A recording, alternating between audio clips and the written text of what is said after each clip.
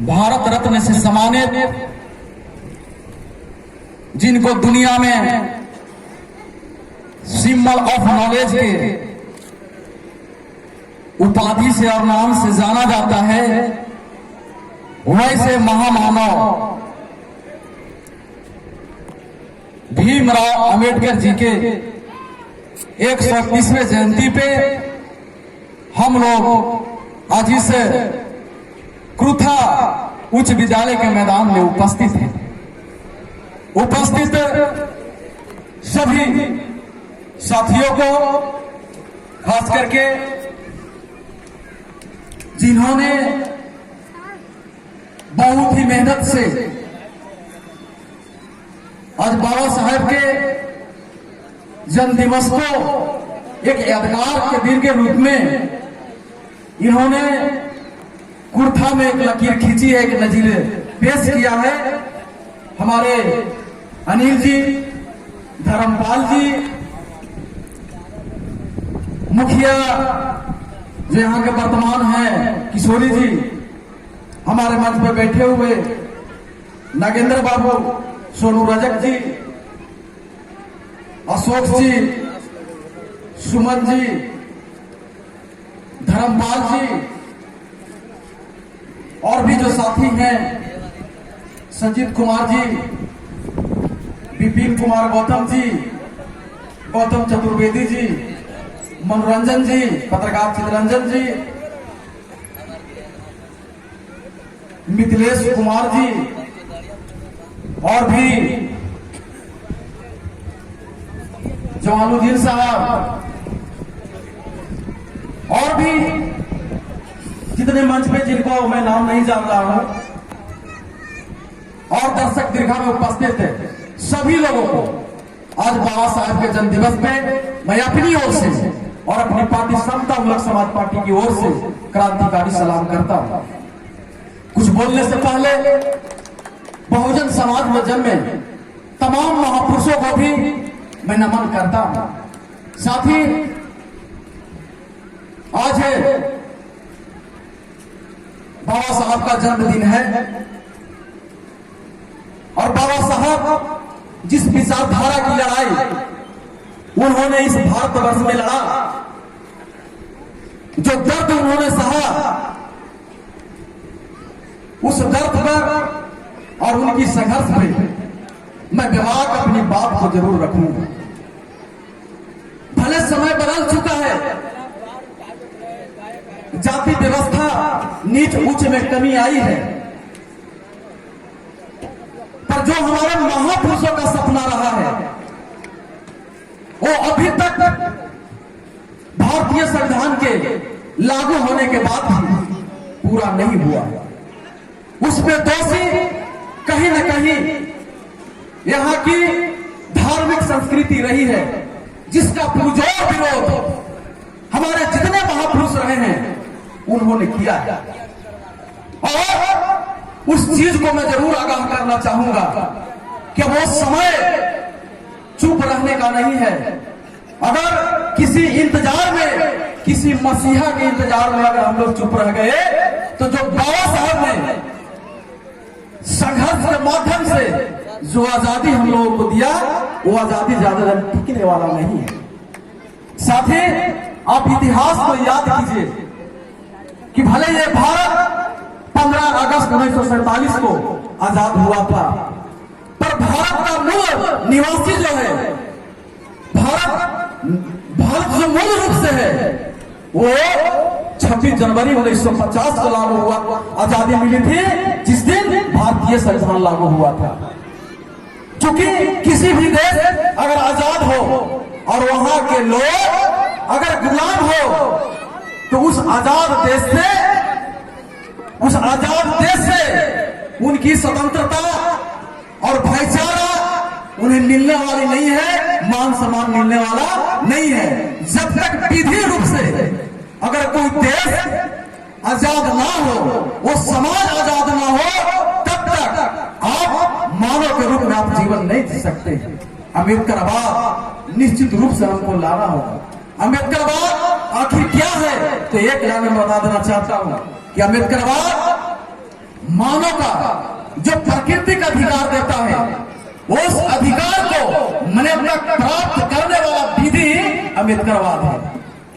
हम किसी जाति से विरोध नहीं करते, किसी धर्म से हमारी विरोध नहीं है, किसी क्षेत्र से हम विरोध नहीं करते हैं, पर उस व्यवस्था से जरूर हमें नफरत है और उस व्यवस्था को हम जरूर चुनौती पेश करेंगे जो मानव में भेद पैदा करता है। और आज भी वो लागू है। आज भी इस देश में दो धारा की राजनीति चल रही है। एक धारा चाहता है कि भारतीय संविधान को पूर्ण रूप से लागू करके भारत में समतामूलक समाज की स्थापना की जाए और भारत को पुनः सोने की चिड़िया बनाई जाए। पर एक विचारधारा ऐसा भी काम कर रही है जो चाहता है कि भारतीय संविधान को उल्टा दिशा में चलाकर पुनः उस व्यवस्था को लागू किया जाए जहां 85% वाले कमाए और 15% वाले खाए। और इसी बात को बाबा साहब ने संविधान लिखने के बाद आप लोगों को आगाह किया था कि संविधान एक लिखा हुआ मात्र दस्तावेज है। ये संविधान जो है लिखा हुआ मात्र एक दस्तावेज है। और उन्होंने पूरे दुनिया के संविधान को इशारा करते उन्होंने कहा था कि हे मेरे देश के बहुजन समाज के लोगों, संविधान अगर मजबूत हो और चलाने वाला लोग अगर कायर होंगे और कमजोर होंगे तो जनहित में सफल नहीं होगा। अगर संविधान थोड़ा कमजोर भी हो और चलाने वाला व्यक्ति का इरादा नेक और मजबूत होगा तो संविधान सफल होगा। हमारा संविधान दुनिया के सबसे बड़ी लोकतांत्रिक संविधान है और सबसे मजबूत संविधान है, पर अब तक इस संविधान को चलाने वाला एक मजबूत व्यक्ति नहीं मिला है। यही दुर्भाग्य है हम लोगों का कि आज भी हमारे देश में भूखमरी जैसा रोग है, आज भी हमारे देश में छुआछूत जैसा रोग है। तो इस संविधान को संचालन करने वाला हम लोगों को बनना होगा। पर बाबा साहब ने जितने सिद्धांत दिया हम लोगों को, उस सिद्धांत की व्याख्या जो है हमारे बीच में करने वाले जो लोग हैं वो सही तरीके से नहीं कर रहे। बाबा साहब सारी समस्याओं का निदान हम लोगों को कर दिया। बाबा साहब ने सारी समस्या का निदान उन्होंने करके गए। उन्होंने कहा कि मेरे बहुजन समाज के लोगों, जाओ अपने दीवारों पर निकलो कि हमें इस देश और इस राज्य का शासक बनना है। क्यों बनना है? क्योंकि सत्ता वो मास्टर चाबी है जो हर एक बंद दरवाजे को खोलता है। और अगर हमें इस देश में समतामूलक समाज को स्थापित करना है तो हमें शासक बनना होगा। पर शासक बनेंगे आप कैसे? शासक बनने के लिए उन्होंने 3 मंत्र दिया, शिक्षित बनो, संगठित हो और संघर्ष करो। पर इसकी व्याख्या आप इस रूप में भी कर सकते हैं कि किसी व्यक्ति को शिक्षित कर दिया गया और उसको संघर्ष में उतार दिया जाए। तो बाबा साहब ये नहीं कहे। बाबा साहब किसी व्यक्ति को शिक्षित बनाने के लिए नहीं कहा, बाबा साहब ने समाज को शिक्षित होने के लिए कहा। एक व्यक्ति शिक्षित होता है और एक समाज शिक्षित समाज का एक व्यक्ति होता है, दोनों में अंतर है। एक शिक्षित व्यक्ति और एक शिक्षित समाज का व्यक्ति, दोनों में अंतर है। और समाज शिक्षित किसको कहा जाएगा? जिस समाज के लोग बीए की डिग्री ले लें उसे कहा जाएगा क्या? नहीं। समाज की जो सामाजिक बुराइयां हैं अगर उसको आप अंत कर देते हैं और समाज की जो मानक है उच्च आचरण का अगर उसे आप अंगीकार कर लेते हैं तो उसे समाज को शिक्षित समाज कहा जाता है। आज हम बीए पढ़ लिए, मास्टर बन गए, पर हमारे अंदर किसी भी प्रकार का आंतरिक परिवर्तन नहीं हुआ। बाहर से परिवर्तन हो गया, अच्छा टाई बेल्ट बाबा जैसा पहन लिए, अच्छा जूता पहन लिए और चले गए झारखंड के दारू के दुकान पे। है मास्टर, टाई बेल्ट लगाए हुए, शाम हुआ 2 पैक मारा, उधर से गिरते बजड़ते आ गया। ये शिक्षित उसको कहेंगे? बीमार पड़ा कि भैरव बाबा में खसी लेके पहुंच गया कि यह भैरव बाबा खसी काटेंगे, हमारा बीमारी दूर कर दो, उसको हम शिक्षित कहेंगे? उसको हम शिक्षित नहीं कहेंगे।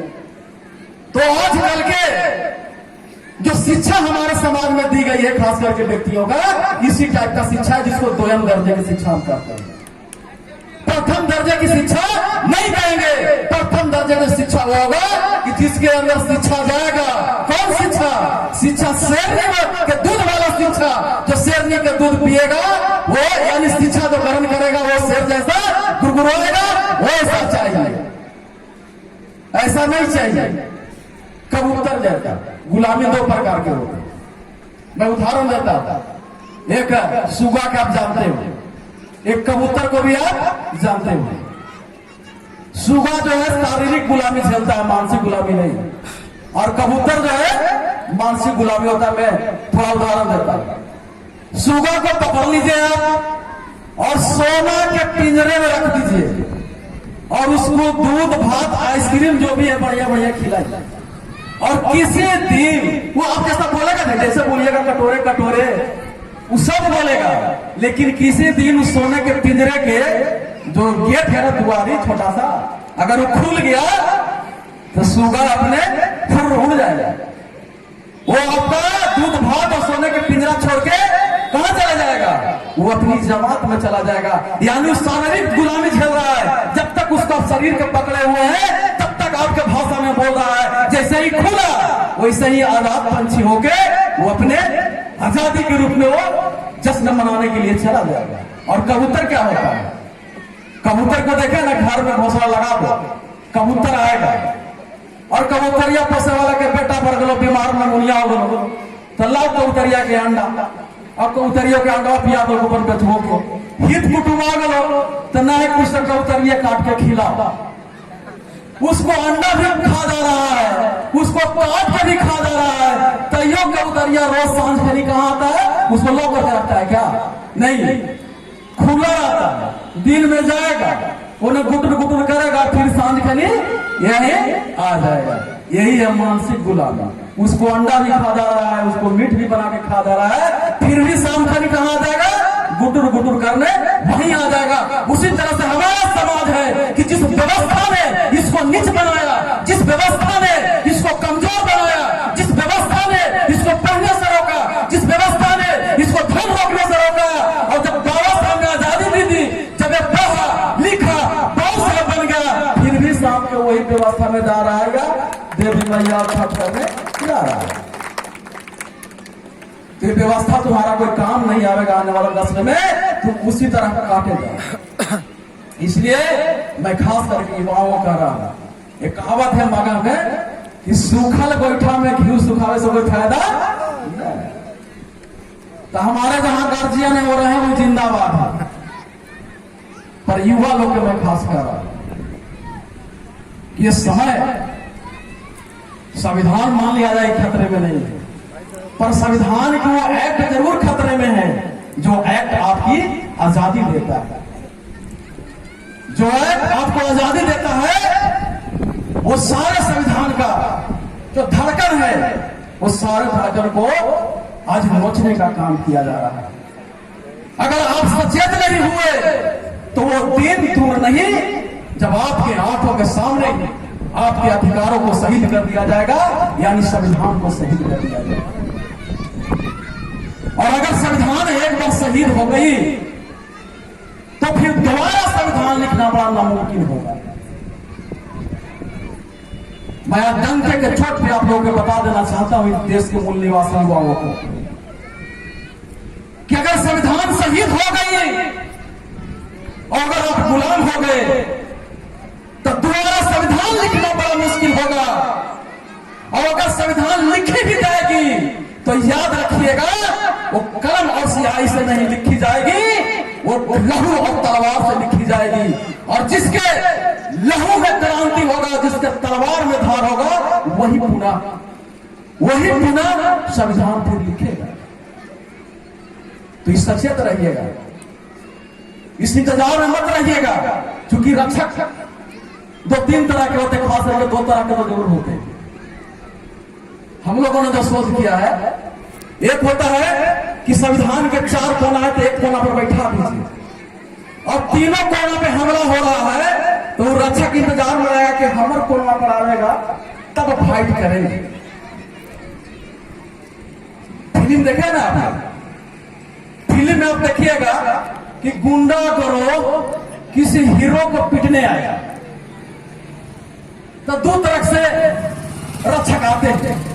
एक होता है कि गुंडा के बचाने के लिए उसका घर वाला हीरो को बचाने के लिए उसी पर लेट जाएगा, और गुंडा जितना बार कर रहा है वो अपने ऊपर ले लेंगे।